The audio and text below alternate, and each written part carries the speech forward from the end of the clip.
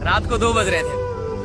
मैंने अपनी गर्लफ्रेंड के पास फोन किया और कहा कि मेरा तबीयत कुछ खराब सा लग रहा है, मन घबरा सा रहा है और कुछ करने का मन नहीं कर, क्या करूं समझ में नहीं आ रहा।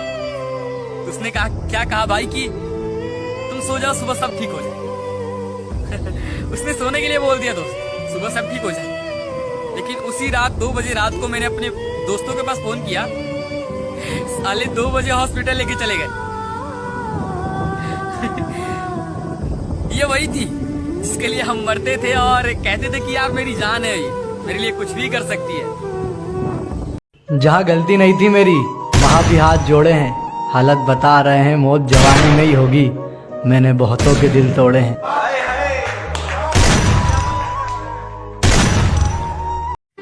अगर कभी किस्मत से किसी रास्ते पर टकराएंगे, न देखेंगे तुमको न अपना चेहरा दिखाएंगे, किसी अनजान मुसाफिर की तरह तुम भी गुजर जाना, हम भी गुजर जाएंगे। बेटियां नसीब से तो बेट दुआओं के बाद आते हैं, अजी हम लड़के हैं जनाब, हम कुछ जिम्मेदारियों के साथ आते हैं।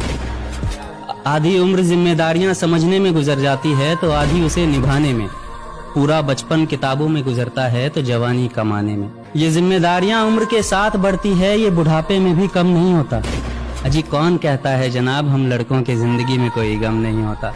कभी बेटा बनकर तो कभी बाप का फर्ज निभाना पड़ता है, कभी खाने के लिए नखरे होते हैं तो कभी खाली पेट भी चलाना पड़ता है, कभी माँ की गोद में सोते हैं तो कभी जिम्मेदारियों की बोझ में, कभी नौकरी की तलाश में रहते हैं तो कभी सुकून की खोज में।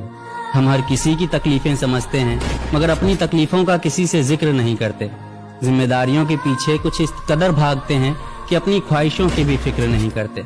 हमसे हर किसी को उम्मीदें हैं मगर कोई हमसे हमारी ख्वाहिशें पूछे किसी का मन नहीं होता।